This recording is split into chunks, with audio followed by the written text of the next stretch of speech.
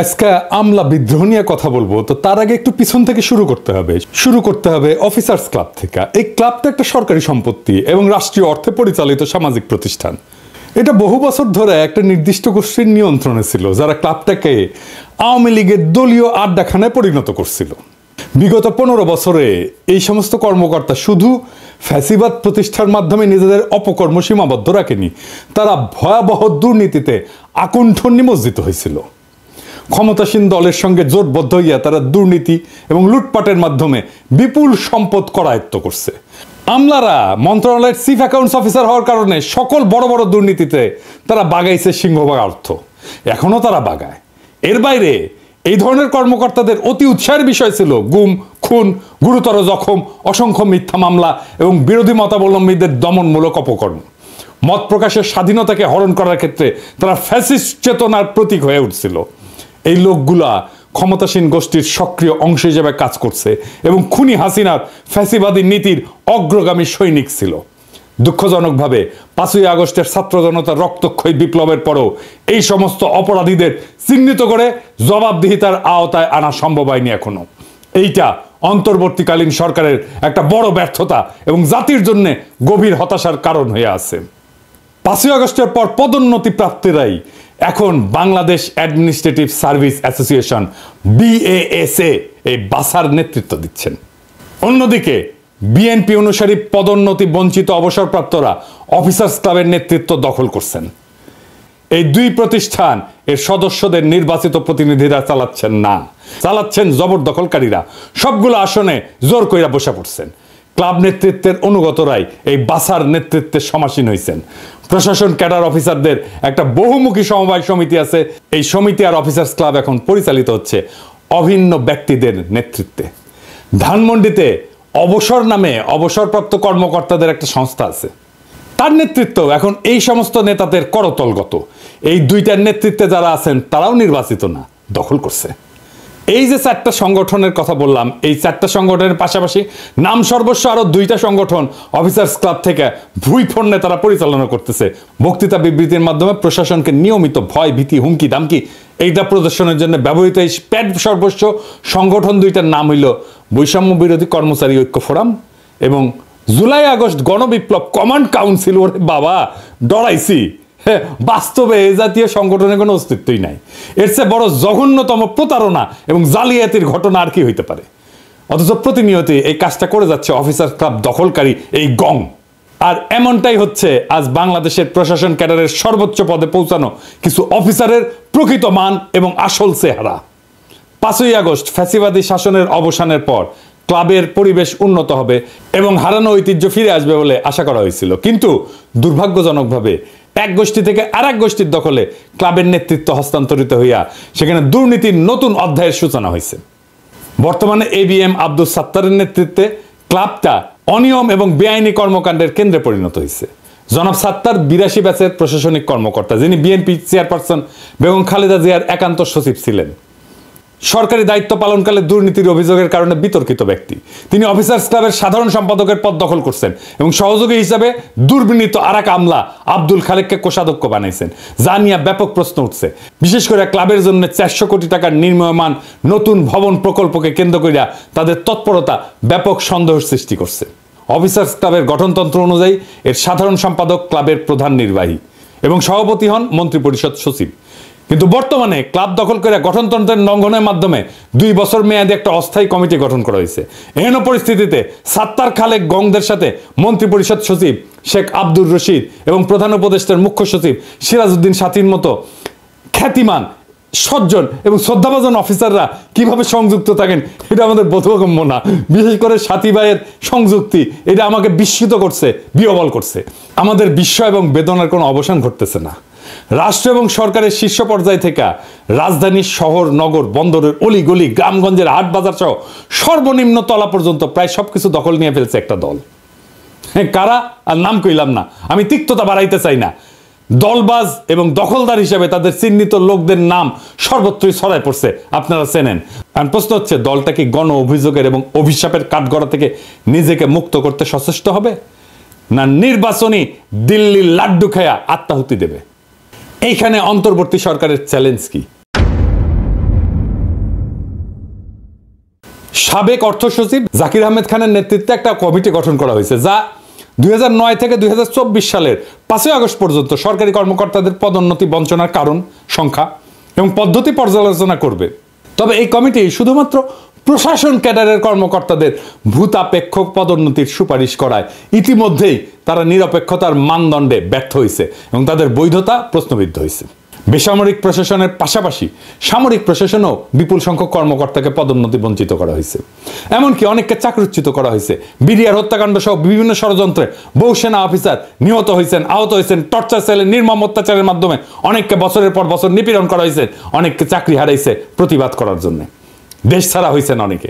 দেশবাসী আশা করছিল খুনি হাসিনার পতনের পর এই সমস্ত হত্যা নিপীড়নের বিচার হবে, যোগ্য কর্মকর্তারা এবং তাদের সম্মান এবং পদ ফিরে পাবেন এবং পদোন্নতি বঞ্চিতদের বঞ্চনা দূর হবে।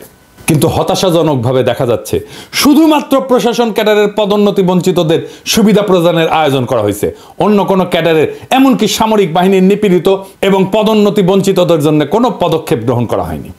এটা বৈষম্যের চরম উদাহরণ। বৈষম্য দূরীকরণ কি শুধুমাত্র একটা ক্যাডারের সুবিধা প্রদানের মধ্যে সীমাবদ্ধ থাকবে, নাকি এটা সর্বস্তরে বঞ্চিতদের জন্য বাস্তবায়িত হওয়া উচিত? আপনারাই বলেন, কোনটা ইনসাফ? রাজনৈতিক কারণ ছাড়াও ব্যক্তিগত স্বার্থের কারণে বিএনপি পন্থী নয়, পদোন্নতি বঞ্চিত অবসরপ্রাপ্ত তেমন অফিসাররাও ভূতাপেক্ষ পদোন্নতি এবং আর্থিক লাভালাভের আশায় অফিসার্স ক্লাবের নেতৃত্বের সাথে জোটবদ্ধ হয়েছে। এই প্রক্রিয়ায় প্রশাসন ক্যাডারের বাইরে অন্য কোনো ক্যাডারকে বিবেচনায় নেওয়া হয়নি। এতে বিএনপি অনুসারী এবং বিএনপি বিরোধী মিলিয়া প্রায় 764 জনের পদোন্নতি ইতিমধ্যে চূড়ান্ত পর্যায়ে পৌঁছে গেছে, শুধুমাত্র শেষ নোটিফিকেশনটা বাকি। ভূতাপেক্ষ পদোন্নতির তালিকায় মহাভাগ্যবান কর্মকর্তাদের মধ্যে সচিব পদে 119 জন, গ্রেড 1 পদে 41 জন, অতিরিক্ত সচিব পদে 528 জন, যুগ্ম সচিব পদে 72 জন এবং উপসচিব পদে 4 জনের নাম অন্তর্ভুক্ত করা হয়েছে। এরাই দলে বলে জড়ো হইয়া ঈপ্সিত পদোন্নতির জন্য নিয়মিতভাবেই সভা সমাবেশ অবস্থান এই কর্মসূচি চালায় উত্তেজনা ছড়াচ্ছেন। হীন ব্যক্তি স্বার্থ চালিত এই সমস্ত আমলারা ভুলে গেছেন অন্তর্বর্তীকালীন এই সরকারের প্রথমে পূরণ করতে হবে জুলাই আগস্ট বিপ্লবের প্রায় 2000 শহীদ এবং হাজার হাজার আহতদের পাশে আর্থিক সহায়তা নিয়ে দাঁড়ানোর গণদাবি। এই দাবি আগে পূরণ করতে হবে। শহীদ পরিবারের জন্য সরকার ঘোষিত অনুদান এবং আহত সকলের সুচিকিৎসা নিশ্চিত না হওয়া পর্যন্ত কোথাও কোনো সরকারি চাকরিজীবীকে বাড়তি আর্থিক সুবিধা দেওয়া যাবে না, ফুল স্টপ। গত 15 বছর সেনাবাহিনী, পুলিশ, বিচারক, ডাক্তার, শিক্ষক, কৃষিবিদ, engineer, BGB, Ansar, customs, VAT, income tax সহ অন্যান্য ক্যাডারের যে সমস্ত কর্মকর্তা নানান নির্যাতনের শিকার এবং পদোন্নতি বঞ্চিত হয়েছেন, তাদের আর্থিক ক্ষতিপূরণ বা ভূতাপেক্ষ প্রমোশন নিশ্চিত না করা পর্যন্ত প্রশাসন ক্যাডারের 764 জনকে দেওয়া বিশেষ সুবিধার কার্যক্রম স্থগিত রাখতে হবে, ফুল স্টপ। কোনো কথা নাই। প্রধান উপদেষ্টা প্রফেসর ইউনূসকে মনে রাখতে হবে যে তিনি এখন যে কাজটা করতেছেন তা একটা ক্ষুদ্র ঋণ প্রকল্প না, এনজিও না। এটা শহীদ এবং আহত বিপ্লবীদের প্রতি জাতির ঋণ পরিশোধের সবচেয়ে বড় রাষ্ট্রীয় প্রকল্প পরিচালনা করা। তার সমাজসেবার উদার মানবিক মন এ কাজে নিশ্চয়ই গুরুত্বপূর্ণ ভূমিকা পালন করবে, কিন্তু তাকে যে দায়িত্ব আজ পালন করতে হচ্ছে তা যে এক কঠোর এবং কঠিন শতভাগ রাজনৈতিক কর্তব্য, পলিটিক্যাল টাস্ক, তা এখনো তিনি না বুঝলে ক্রমশ বিপদ বাড়বে। এইবার আসেন এই যে প্রশাসনিক স্বার্থান্বেষী মহল, এইটা নিয়ে কিছু আলাপ করি, তাহলে বুঝবেন এই আমলা বিদ্রোহের শিকড় কোথায়। অন্যদিকে হঠাৎ কইরা প্রশাসন সংস্কার কমিশন প্রাথমিকভাবে তাদের কয়েকটা সুপারিশ প্রকাশ করলে প্রশাসন ক্যাডারের কর্মকর্তারা সকল রীতিনীতি, আইন কানুন ভেঙে বিক্ষোভ প্রদর্শন করতে শুরু করছেন। বিশেষ করে পরীক্ষার মাধ্যমে উপসচিব প্রস্তাবের বিরুদ্ধে চাকরিরতরা প্রতিক্রিয়া দেখাইলে তাদের সাথে অবসরপ্রাপ্ত অফিসাররাও যোগ দেন। স্বার্থান্বেষী এই দুই পক্ষ যৌথ সভার আয়োজন করেন, যেখানে অন্য পেশার কয়েকজন উচ্চকণ্ঠী ব্যক্তিকে ডেকে আনা নিজেদের পক্ষে বক্তৃতা করেন। শুধু তাই না, এই সভায় ফ্যাসিস্ট সরকারের দোসর, সহযোগী এবং সুবিধাভোগী হিসেবে পরিচিত 2014, 2018, 2024 অনুষ্ঠিত জাতীয় সংসদ নির্বাচন পরিচালনাকালে ডিসি ইউএনও হিসেবে দায়িত্ব পালনকারী কর্মকর্তাবৃন্দ সদল বলে যোগদান করে, যাদের অনেকেই বর্তমানে অতিরিক্ত, যুগ্ম এবং উপসচিব হিসেবে দায়িত্বরত অফিসার। সংবিধান, গণতন্ত্র, মৌলিক অধিকার লঙ্ঘনকারী এই সমস্ত ক্রিমিনাল কর্মকর্তারা আন্দোলনের এক ডামাডোল সৃষ্টি কইরা তাদের ঘৃণিত অতীত পরিচয় মুছে ফেলার সুযোগকে কাজে লাগাইতে কৌশলে সবার সাথে একাকার হয়ে যাওয়ার অপকর্মে সক্রিয়ভাবে অংশ নিতেছেন। বাংলাদেশের মানুষের স্মৃতি থেকে কখনো কি এই সকল অপরাধের কাহিনী মুছে যাবে? এটা কখনোই সম্ভব না। এই ক্যাডারেরা, এই সচিবালয়ের এই কর্মকর্তারা কি বিবৃতি দিছিল দেখেন আন্দোলনের সময়। আমরা এটা ভুলি নাই। ক্ষতিগ্রস্ত রাজনৈতিক পক্ষ 2008 সালের নির্বাচনকে বাংলাদেশের সেই সময় সেনাপ্রধান মঈনুল আহমেদের পরিচালনায় ভারত সরকারের তৎকালীন বিদেশমন্ত্রী প্রণব মুখার্জির ইন্ধনে অনুষ্ঠিত একটা পাতানো নির্বাচন হিসেবে বিবেচনা করেন, যার উদ্দেশ্য ছিল খুনি হাসিনাকে ক্ষমতায় আনা। তবে তত্ত্বাবধায়ক সরকার ব্যবস্থা বিলুপ্তি পরবর্তী পর্বের নির্বাচনের ধারা ছিল বাংলাদেশের রাজনৈতিক ইতিহাসের সবচেয়ে অগ্রহণযোগ্য, ঘৃণিত এবং কলঙ্কিত অধ্যায়। 2014 সালে অনুষ্ঠিত একতরফা বিনা ভোটের নির্বাচনটা, যেখানে 153 জন এমপি বিনা প্রতিদ্বন্দ্বিতায় জয়ী হন, তা দেশবাসীর মধ্যে ব্যাপক ক্ষোভ এবং নিন্দার সৃষ্টি করছিল। এরপর 2018 সালের নিশিরাতের নির্বাচন ছিল এক কালিমালিপ্ত অধ্যায়। সেখানে ডিসি, এসপি, ইউনো এবং ওসিদের নেতৃত্বে রাতের আধারে ব্যালট পেপার নৌকা সিলমেরা ব্যালট বাক্স ভর্তি করা হয়েছিল। এছাড়া সর্বশেষ 2024 সালের ডামি নির্বাচনও এক মহাকেলেঙ্কারি হিসেবে লেখা থাকবে, যা ভোটের মাধ্যমে জনগণের স্বাধীন ইচ্ছা এবং পছন্দ অনুযায়ী সরকার গঠনের সকল ধারণাকে ধূলিসাৎ করে দিছিল। এসব নির্বাচন শুধুমাত্র গণতন্ত্রের অবমাননা না, দেশের ঐক্য, রাজনৈতিক স্থিতিশীলতা এবং বিশ্বাসযোগ্যতার জন্য এক বড় ধরনের বিপদ হয়ে দাঁড়াইছিল। 2014, 2018 এবং 2024 জাতীয় সংসদ নির্বাচন এবং ফ্যাসিবাদী শাসনামলে পরিচালিত স্থানীয় নির্বাচনে দায়িত্ব পালনকারী জেলা প্রশাসক, এসপি, ইউনো, ওসিদের চিহ্নিত কইরা তাদের জবাবদিহিতার আওতায় আনা প্রয়োজন। অনেক দেরি হয়ে গেছে, কিন্তু এখন এই কাজ শুরু করতে হবে। ওই সময়কার সকল প্রধান নির্বাচন কমিশনার, অন্যান্য কমিশনার, তথাকথিত ভোট ব্যবস্থাপনা এবং আইন শৃঙ্খলা রক্ষার দায়িত্বপ্রাপ্ত সংশ্লিষ্ট বিভিন্ন মন্ত্রণালয়ের সচিব, পুলিশের আইজিপি, তাদের বিভিন্ন বিভাগ, আনসার বিজিবির নানান স্তরের উচ্চপদস্থ কর্মকর্তা সহ সংশ্লিষ্ট সকল অফিসার কর্মচারীকে অবশ্যই অভিযুক্তের কাঠগড়ায় দাঁড় করাইতে হবে। কারণ এদের ভূমিকা গণতন্ত্রের ক্ষতি সাধন এবং ভোটাধিকার হরণের ক্ষেত্রে অত্যন্ত গুরুত্বপূর্ণ ছিল। 2 নম্বর, এই কর্মকর্তারা ফ্যাসিবাদী শাসনের ইচ্ছা পূরণের জন্য নিরপেক্ষতা বিসর্জন দিচ্ছেন, সরকারি চাকরিবিধির লঙ্ঘন এবং প্রশাসনিক ক্ষমতার অপব্যবহার করছেন। 3 নম্বর, তাদের কার্যক্রম তদন্ত কইরা উপযুক্ত শাস্তির ব্যবস্থা করা হলে ভবিষ্যতে এই ধরনের অনিয়ম প্রতিরোধ করা সম্ভব হবে। এইবার আসেন এই অসৎ আমলাতন্ত্রের সাথে রাজনৈতিক মৈত্রী কিভাবে হইছে বিরোধী দলের যারা ফ্যাসিবাদ বিরোধী লড়াই করছে, সেইটা একটু দেখে নিই। ফ্যাসিবাদের অনুসারীদের সাথে বিএনপি পন্থী অফিসারদের একটা অশুভ মৈত্রী হয়েছে। এই মৈত্রীর বিষয়টা দলের হাইকমান্ডের নজরে পড়লেও তারাই নিয়ে কোনো পদক্ষেপ গ্রহণ না করে নীরবতা অবলম্বন করতেছেন। অন্তর্বর্তীকালীন সরকার চাপে পড়ায় দলটার নেতারা আমোদিত হচ্ছেন। সরকারকে কোণঠাসা কইরা দলটা জনপ্রশাসনের উপর তাদের আধিপত্য বৃষ্টির চেষ্টা করতেছে, যা আগাম নির্বাচন এবং ভবিষ্যতের ভোট যুদ্ধে ছলে বলে কৌশলে ব্যালট বাক্সে নিজেদের ভোট বাড়ানোর জন্য সহায়ক হবে বলে তারা চিন্তা করতেছেন। ইতিমধ্যে উপজেলা পর্যায় থেকে সচিবালয় পর্যন্ত বিভিন্ন বিভাগ, দপ্তর, পরিদপ্তর, বদলি, পদোন্নতি, টেন্ডার অনুমোদন, আটকে থাকা বিলের অর্থসার এবং বালু পাথর উত্তোলন সহ নানা বিষয়ের তদবির নিয়ে রাজধানীর অফিসার্স ক্লাবে এক সরব তদবিরের হাট বসছে, যেখানে দালালদের অবাধ আনাগোনা লক্ষ্য করা যাচ্ছে। এই বিশৃঙ্খল পরিস্থিতির সুযোগ নিয়ে বিএনপি নেতারাও তাদের ব্যক্তিগত তদবির নির্বিঘ্নে বাস্তবায়ন করায় নিচ্ছে। অসৎ দুর্নীতিবাজ আমলাদের এই অপরাধী চক্র অফিসার্স ক্লাব, অবসর সংস্থা এবং সমবায় সমিতির মতো প্রতিষ্ঠানগুলোতে এক ছত্র দখল করে ফেলছে। এই সমস্ত প্রতিষ্ঠানে বিপুল অঙ্কের আর্থিক লেনদেন এবং কার্যক্রম আছে, যা তাদের আরও প্রভাবশালী হওয়ার সুযোগ তৈরি করছে। এর ফলে তারা প্রশাসনের অভ্যন্তরে ব্যাপক কর্তৃত্ব প্রতিষ্ঠা করতে সক্ষম হয়েছে এবং তাদের আস্পর্ধা এমন মাত্রায় পৌঁছাইছে যে তারা লাগামহীন উচ্ছৃঙ্খল আচরণে সাহস পাচ্ছে। উদাহরণ হিসেবে বলতে চাই, জনপ্রশাসন সংস্কার কমিশনের প্রধানের বিরুদ্ধে মানহানিকর বক্তব্য করা, তার পদত্যাগের দাবি তোলা এবং 4 জানুয়ারির মহাসমাবেশের আয়োজনের ঘোষণা, এই সমস্ত কার্যক্রমের একমাত্র উদ্দেশ্য হলো প্রশাসনের উপর একছত্র আধিপত্য বিস্তার এবং রাষ্ট্রের এই গুরুত্বপূর্ণ অঙ্গকে নিজেদের নিয়ন্ত্রণে নিয়ে আসা। জনপ্রশাসন সহ সরকারের বিভিন্ন প্রতিষ্ঠানে অসৎ এবং দুর্নীতিবাজদের মধ্যে আজ যে সার্বজনীন ঐক্যের ধারা পরিলক্ষিত হচ্ছে, তা বাংলাদেশের গণতন্ত্র এবং সুশাসনের স্বপ্নকে কার্যত দুরূহ করে তুলবে। এই হীন স্বার্থবাদী গোষ্ঠী নিজেদের অনৈতিক কার্যক্রম চালায় যেতে ইতিমধ্যে সুবিধাজনক রাজনৈতিক মিত্র খুঁজে পাইছে এবং তাদের মধ্যে শক্তিশালী সমঝোতা গড়ে উঠছে। তাদের এই সংঘবদ্ধ কার্যক্রম সংস্কার অভিমুখী নীতিমালা বাস্তবায়নের পথে বড় ধরনের প্রতিবন্ধকতার সৃষ্টি করবে। প্রশাসনের এই গণবিরোধী অংশ কৌশলে রাজনৈতিক এবং প্রশাসনিক সিদ্ধান্তগুলোকে নিজেদের স্বার্থের অনুকূলে নিয়ে আসার চেষ্টা করছে, যা জনস্বার্থের সম্পূর্ণ উল্টা দিকে। দুর্নীতির এই ধারাবাহিকতা রক্ষার চেষ্টা সফল হলে শুধু রাষ্ট্রীয় সম্পদ লুটপাটে না, ন্যায় বিচার এবং জনস্বার্থ রক্ষার মতো মৌলিক কার্যক্রমগুলো ধ্বংস হবে। এই গোষ্ঠী তাদের ক্ষমতা ধরে রাখার জন্য রাজনৈতিক পৃষ্ঠপোষকতাকে হাতিয়ার হিসেবে ব্যবহার করতেছে এবং বিভিন্ন পর্যায়ে তাদের প্রভাব বিস্তার করতে সক্ষম হচ্ছে। এর ফলে প্রশাসনিক কাঠামো দুর্বল হয়ে পড়তেছে এবং জনস্বার্থের জায়গায় ব্যক্তিগত গোষ্ঠীগত দলীয় স্বার্থকেই অগ্রাধিকার দেওয়া হচ্ছে, যা একটা স্বাধীন কার্যকর গণতান্ত্রিক রাষ্ট্র পরিচালনার ক্ষেত্রে সবচেয়ে বড় ধরনের হুমকি। সরকার বিরোধী ষড়যন্ত্র এইখান থেকেই উত্থিত হয়েছে। কিভাবে আসেন দেখি। আজ দেশের সরকার বিরোধী তৎপরতার প্রত্যেকটা ক্ষেত্রে ফ্যাসিবাদের অনুগত কিছু কর্মকর্তার যোগসাজশ স্পষ্টভাবে লক্ষ্য করা যায়।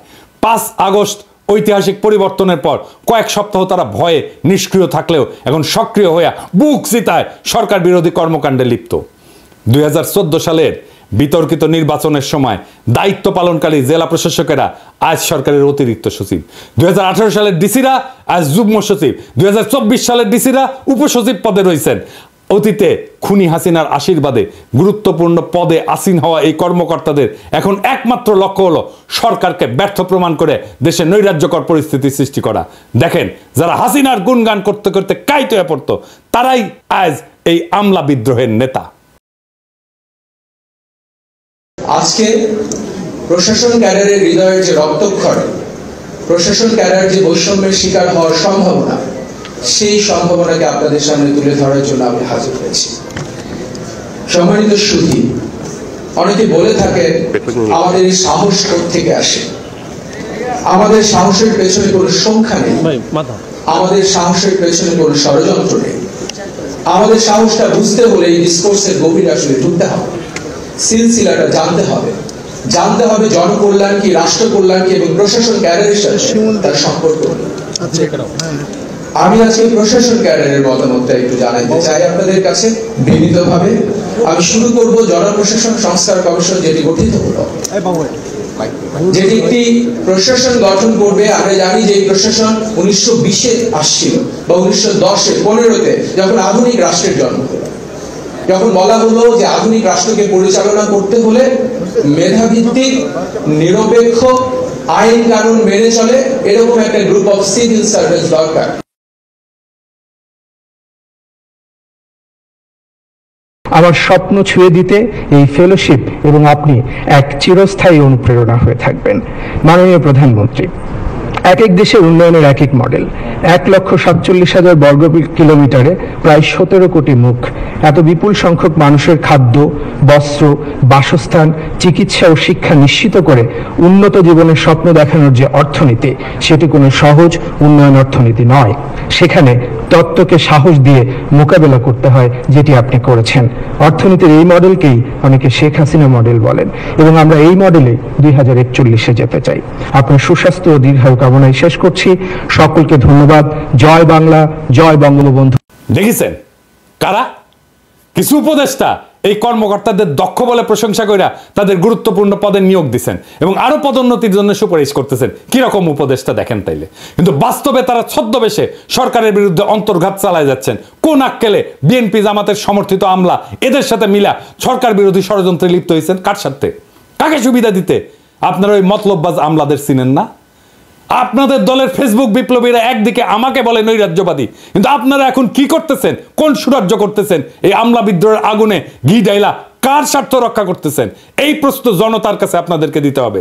এই গোষ্ঠী কৌশলে সরকারের অভ্যন্তরে বিভ্রান্তি এবং অস্থিতিশীলতা সৃষ্টি করতেছে। মতলববাজ এমন কর্মকর্তাদের চিহ্নিত কইরা দ্রুত এদের প্রতিরোধের পদক্ষেপ গ্রহণ করা জরুরি।